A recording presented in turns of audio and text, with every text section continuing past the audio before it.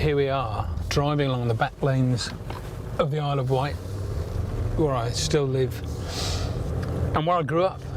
And it's a fantastic place to be an aspiring musician, because there are lots of venues to play. Well, there certainly were a lot of venues back in the 1970s. And we're going to be coming up in a minute to a little town called Sandown on the Isle of Wight, which is really a tourist destination. There's lots of hotels and bars and a few clubs that we used to play at, the Birdcage. And you'd play in bands with Pete Cotton, and you'd do everything from swinging little quick steps to Stevie Wonder songs. And it's a great grounding as a musician. It gives you some real sense of what music's all about. Of course, we hated all of it. We hated doing it because we just wanted to be in our own band. But on reflection, it was just the best experience I could have had. You see, to the seaside is all hotels, and all of these hotels would always have bands on. When I first met Phil and Boone, I would have been 15 years old, I suppose, and I was a drummer then. I wanted to be a drummer, and Phil and Boone were both playing in a band called Joe Bear on the island that was run by a local sort of music hero, John Wheeler, and Chris Mew, actually, who was another guitarist in the band. I don't even know if the house is still there or not. Yeah. I just want to check that this is Green Lane. Yeah, it is. So this is Green Lane. And we used to rehearse in a garage here at Boone and Phil Gould's mum's house. Joy, she was lovely. And how she used to put up with us making the row that we used to do. You know, it's one of those things of, as kids, you just don't really appreciate the stress that you must be putting your parents on. But I suppose it was maybe because, bless her, Joy would have been at work and wouldn't get in till we'd thrashed 7 bells. And here, this is it coming up now, because I remember that store, which me and Phil used to go and get our ciggies from. We used to smoke Rothmans at the time. And there it is, that's the garage where we used to play, behind that little wooden fence. It's number 47, the legend that is. Yeah, 47 Green Lane, fantastic. We've probably split up into a few houses now. But yeah, that's where it all really started, with Level 42. When we rehearsed there for a few times, when we did rehearse there for a few times as Level 42, I mean, obviously we'd all moved to London by this time. And the fact that we were rehearsing there as the band is because we had a gig coming up at La Babaloo Club, which was sort of a trendy nightclub on the island, disco as it was called then, on what was the site of the old Ryde Airport. And they used to have go-karts and things there, and it was kind of the place to go. In fact, I wrote my dad's Austin Allegro off outside there when I just passed my driving test when I was 17. It's very traumatic. I'm standing on the site, next to the site of La Babaloo Club, which was the club that Level 42 got signed to Polydor Records at. It's here on the Isle of Wight, and it's important to us because we'd had Love Meeting Love and Flying on the Wings of Love released on Elite Records, and our contract was up, so we needed to be signed. And it's the thing that got us first going, really. It was a great, sweaty little club. We can't show you the site because it's the home of a multinational burger chain, but I'm going to hold a poster up in a minute and you'll see what it is.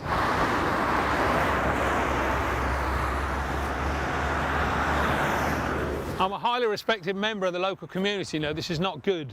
To have a major label come down and be interested was something. So they sent a dude down and his secretary, but as I remember it, I think he was more interested in his secretary than he was us. Hello, mate. Do you remember that?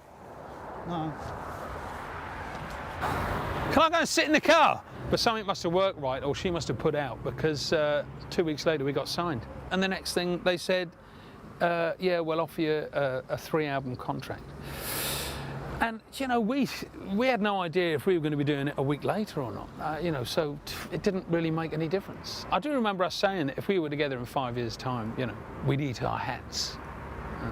And here we are, 32 years later, eating our hats. This Sandown Pier, that used to be quite a good gig. Can't be too many piers left around the country now that still work. This is one of them. Freddie and the Dreamers always used to be on there for some reason. Why am I laughing? Did some musicals there, did Camelot. You could always be working. There was always plenty of places for musicians to play. But we had to get to London because London was where it was all going to happen. I bought the old milk van that I used to work on a milk round over in Gurnard, and I sort of just chucked everything, my drums, my record collection, you know, my few clothes, and in the back of the van, and off I went to London to see if I could make it work, which was very fortuitous, because of course that's where I was able to meet up with Mike Lindup, who was studying at the Guildhall School of Music, and he'd met Phil Gould because Phil was at the Royal Academy of Music. Those guys kind of did it the right way. They were smart, and they had a university course that they were on, so they were kind of getting a grant and stuff. But for me and Boone, we just sort of went up and tried to wing it and see what would happen. You know, when you leave somewhere like the Isle of Wight and you move to London, you don't know anybody. A city is a hard place to make friends, so you tend to gravitate towards people that you knew before, and that's why I think I ended up still seeing Phil and Boone. And originally Dominic Miller, who's the guitarist with Sting and just as Dominic Miller as solo artist, was coming along to play guitar with us and jam, but Dom has never done rehearsals, so he kind of dropped out, and so Boone sort of took over the guitar role. So this is my JD Supernatural SA003A, and I bought it in 1980, late 1980, with the very first advance that we got from Polydor Records, which was £5,000. But the £5,000 had to be divided up sensibly, because we needed to get a van, we needed to get, I think, an amp for Boone, we needed to get a Fender Rhodes and a synthesizer for Mike and an amplifier. And we needed to get a bass guitar and a bass amp for me. And so we sort of figured out that everyone could have £500 budget. Unfortunately, this bass was on sale for, I don't know, about 700 quid, I think, in Sounds in Charing Cross Road. But I said to the guys, look, I've only got 500. Would you take 500 for it? Because it was actually being sold SOR, which is sale or return. So it was being sold on behalf of John Diggins. And they called the guy up and he said, yeah, okay, but no case. So I sort of paid the money and wandered home with this bass guitar just under my arm. But it was fantastic, and it was incredibly fortuitous for me, because the bass itself has got a sort of quite a unique sound, and it became synonymous with me all through the early 80s. And what's really nice about the bass is that you see all of this is just worn, because I just used to play it. That's called buckle rash, because of the 1980s fashion of having high waistbands, and belt buckles used to grind all that away. This is just worn. That's just where the lacquer and the colour has been worn away. It's just back to the mahogany now that looks like, that's good, honest wear and tear, because that's how much we were gigging back then. This is its third set of pickup covers, because they're wooden pickup covers, and it just ground away. And like all that grind there, that's just from where I snap and pull the string. And it's just been a beautiful bass, really, all these years. And I mean, I'd never part with it, unless the money's right, of course. Every man has his price. Well, my thumb is my thumb, but I always wind tape around it. Because in 1981, I did split my thumb quite badly when we were on tour in Holland. And just in one great sort of groin thrusting moment of pow, I hit it and it burst. And it just so happened the bass out, because I had more than one JD, and it was called the Star Child bass. And it had these very nice things. In fact, Morgan Russell, the guy that runs my website, owns that bass now. And it's white, and we were on tour in Holland, and I smacked this thing and the blood went everywhere, which must have looked like some kind of cheap publicity stunt thing. But the fact of the matter is it must have looked great, and the audience were retching and, oh my God, And they used to call me the Butcher. There was a couple of German things that came out, sort of Dutch things called de Beul. And so I had it made up and do a plate and stuck on the front of my Trace Elliott amplifiers, which I was using at the time.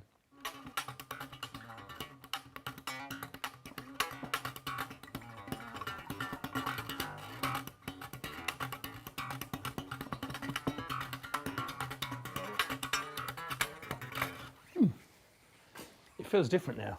I've been pretty lucky over the years though, because this has now become the Mark King signature model that JD makes. Alembic basses that I use after that, they do a Mark King signature model as well. West Tone did a Mark King signature model. And then there's the King bass with Status basses, that is the Mark King model. They're the ones that I currently use, signature model as well. And Fender Deluxe Jazz basses, they did a Mark King signature model. I'd do anything for money. I know we were a jazz funk band, but I tell you, we did like to party.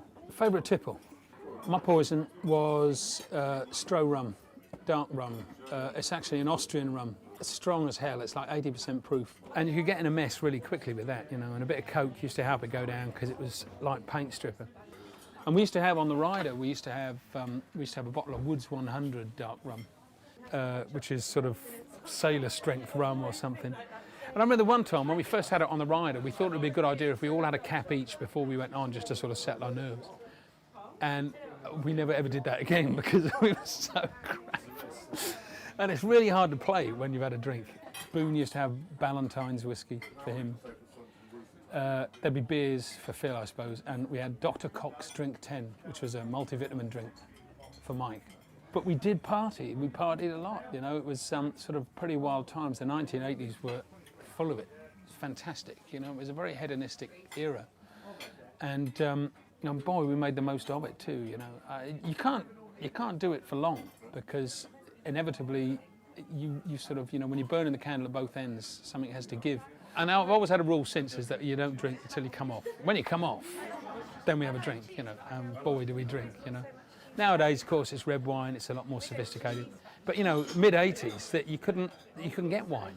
There was Black Tower and Blue Nun, which even thinking about it gives you a headache. And that's why it always lasted so long, is because you'd have to gag your way through a glass at a time, you know. And I do know this because my dad, bless him, was a big keen Blue Nun drinker, and he used to buy a box of 12, and he'd say, "Come on, kids, I've got the Blue Nun in."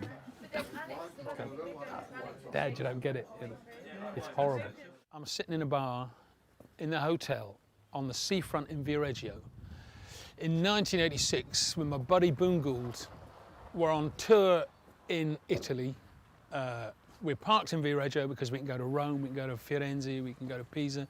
We did all these things and then come back and stay in Viareggio. Just outside the bar, there's a beach and it's full of Italian babes, all with their tops off, because they used to do that then. And our tour manager, Roger Searle, comes into the bar and says, "Hey guys, Deutsche Grammophon," which is the German Polydor, have just phoned and said, "Lessons in Love's gone to #1. And it was awesome. And I just remember looking at Boone and thinking, yeah, this is what it's all about. It's fantastic. It's such a different, just a different thing from where we all started on the Isle of Wight, you know, it's incredible. Well, the thing is, it was surreal because you know, that it's what you really want. You want to be successful. You want to sell a lot of records. But we were selling a lot of records anyway. You know, it was something that the band had always seemed to be able to do. And I think that was because of the nature of the music that Level 42 made. And also the time that we were in too, the 1980s, just made the whole thing, you could do anything. It's not half as one-dimensional as it is these days. And I feel sorry for sort of up-and-coming musicians because I think there's some much narrower opportunities in terms of what you can put out. Your output as a musician these days isn't anything like as broad as it was when I was doing the thing with the boys. Okay, so it's late 1982 and we get a call from Polydor Records, A&R, Alan Sizer, saying, would we be interested in Earth, Wind and Fire? Particularly Larry Dunn, Verdine White from Earth, Wind and Fire, producing our next album, which would be album number 3. We couldn't believe it, man. We were blown away. You know, this was going to be our chance to work with some of the biggest jazz funk names from the United States. These were the guys that we'd been listening to. These were anybody who was in jazz funk. The whole Brit funk movement was kind of based on what was coming over from across the pond. And here they were asking us if we'd like them to produce our album. It's fantastic. We had a meeting with them and yeah, let's go. So we flew out to Los Angeles. We booked 3 months in the Complex Studios and we had a couple of apartments rented in Marina del Rey, I think it was. And it was just a wild time. We had a couple of cars, a couple of, I don't know what they were. They weren't Mustangs, but there was a couple of nice cars rented. And here we are. It doesn't get much better than this. You know, we're 23-year-old boys from London. And we've gone out now to work with some of the biggest names in jazz funk. You know, that it really doesn't get much better than that. And when we mixed the album, we mixed it, I think it was Chris Brunt did the engineering for us. And Chris had done a lot of the Stevie Wonder stuff too. So it was just wonderful being able to sit with him in Indigo Ranch up in the Hollywood Hills with this fantastic bowl of stars that you get up there, and licorice jelly beans and all of this kind of thing, while the album is slowly being cooked together. And it gave us our first top 10 hit here in the UK. It gave us The Sun Goes Down. Up to this point, we'd been sartorially challenged, I think would be fair to say, in as much as we just used to swap T-shirts and things. In fact, there's some photographs from the past that I can remember seeing through, where in one shot Boone would be wearing a level 42 football jersey, and then like 2 weeks later, in another shot, I'm wearing that very same level 42 football jersey, because there's only one. And then we used to just do that. It didn't, we'd go and buy our stage clothes from Millets or the local sports shop, which is like a lot of singlets and that kind of thing, because we just didn't have a clue. It's not where we were coming from. We weren't like the New Romantics. We weren't being driven by fashion and style. We were being driven by the need to get up and play, and just play as hard and fast as we possibly could. But when we started having some hits, then the record company started taking it seriously, and there was a lot of sort of chin scratching going on, and money was being spent on making sure that we did this right. And we had a stylist come in, and she dressed us, and so we had all of these sort of really cool clothes for the first time. And this is just sort of pre Miami Vice time too, so there's a lot of rolled up sleeves going on, and a lot of sort of hair in the breeze vibe going on. But it was great, and we kind of took it on board too, because it was important, and I think that it started laying the foundations for the fact that we could really cross over here and start having some successful hits. All through the 80s, I mean, we had some good breaks. We got to open for the Police in 1981, that took us out into Europe for the first time. We toured, we did a very big tour in, I think it was 83 or 84, with Queen, going once again across Germany, France and Germany actually, and that was pretty wild, because as much as we didn't really hang out with the Queen guys very much, we did get to open the show for them along with Jimmy Cliff and Roger Chapman, who used to have a band called Family. And of course, because it was all part of this festival vibe, and it was like really red hot in the sun, and it being German festivals, there was just so much stuff to enjoy that we did, and it's just this great haze of overindulgence. Again, it was a hedonistic time. That's what the 1980s were. It was the same on the Madonna shows. We opened for Madonna around America in '87. Our day's work was done by 8 o'clock every day. And what the hell else are you going to do? When you're in some of the biggest venues in America, in the world, obviously, and everybody wants a part of it because you're part of the show. I mean, you get waiters in the bars that just be coming up, offering you free rounds, and then kicking their legs high in the air, saying, "Is there any chance you can get me an audition as one of Madonna's backing dancers?" But free drinks are offered, so you say, "I think we probably could, yeah, put a word in, and can I have another Corona?" All dayers, all nighters, soul weekenders were amazing things. I'd never knew they existed until we started getting invited along to them, and they were all run by the Funk Mafia.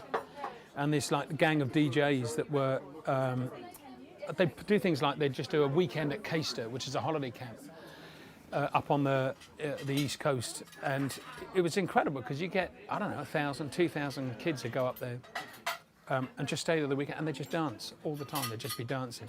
And so there'd be this constant turnaround of bands and artists, and sometimes you go up just to do a guest thing, sometimes you go up to do live performances. The live performances weren't so much. We'd done a couple of those, and that's always much more stressful because you go and sound check in the middle of the afternoon, and then you'd have to hang around while all of this stuff is going on until like 3 in the morning, when then you go on stage and stuff.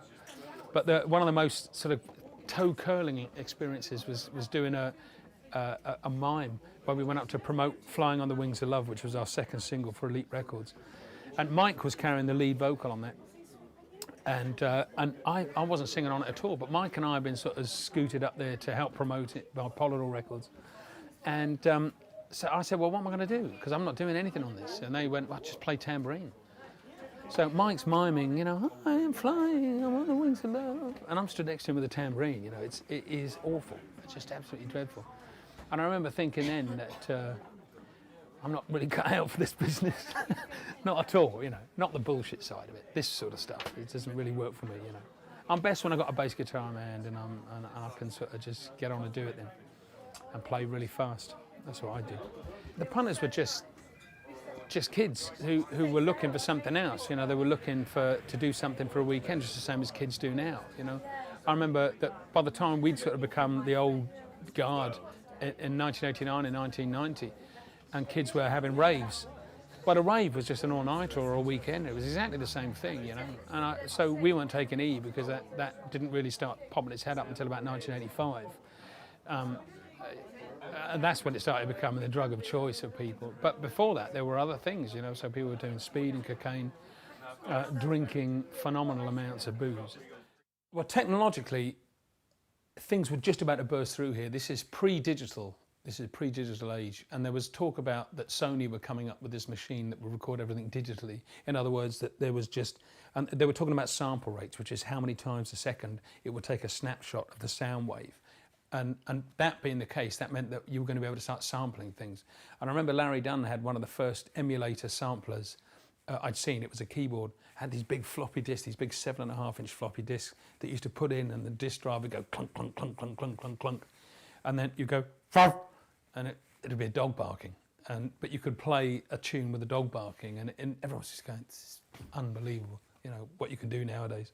And that's when the whole looping idea came. This was still ahead of the looping thing, because Africa Bambaataa and all of the stuff that was just going to sort of explode in New York hadn't really happened yet, and that was sort of going to happen in 1984, and it was in 1984 actually when we laid down the track for Hot Water, and we were mixing with Ken Scott. By this time now we were using a solid state Logic desk, but part of the technology in the studio were the AMS digital delays, and you could, it was about £1,000 per second of sample time you could get. So I think it was Steve Levine had an AMS digital delay that you could sample, you could lock in up to 6 seconds of audio and then play it back by pushing the button. And you had this very sort of basic way of editing. The one that we had, the facility to at the studio where we recorded Hot Water, had 1.9 seconds of memory time. But it was enough to be able to go diddle diddle diddle and and so I could like chop in all these different parts of the sax lines and things and chop it all up and basically form the track that became Hot Water just by sitting in the studio, because the actual track Hot Water is very different from the 12-inch and the single version than it is the original one that we laid down for the track. And that was just technology and how technology had changed things. And that was through watching Africa Bambaataa on a documentary talking about what was going to be happening. And it was quite a big moment for us, putting out Hot Water, because it was quite seminal and I think it was quite revolutionary. And it's the only time I've ever had other artists coming to me asking if I could produce songs for them. Here's my boy, Pete Ray Biggin. He's on drums with us these days. And what's beautiful about Pete is, apart from the fact that he's a fantastic drummer, is the fact that he first played with us when he's 11 years old. He came along to a rehearsal, to a sound check that we were doing at the Leeds University. And his mum and dad brought him along, and he just came up and said, "Can I play with you guys?" Yeah, I said, "Yeah, go and have a go, get on Gary's drums." And Gary was really sweet with him. And I said, "What songs do you know?" And he said, "All of them." And he did. He was just fantastic, And he was 11 years old, and we just thought, wow, this kid's going to be something when he's older. And he really is. It's great. So it's fantastic having him in the band now. And here he is lecturing after Joss Stone. And that's the next big thing. That's my daughter Marley. She's going to be amazing too.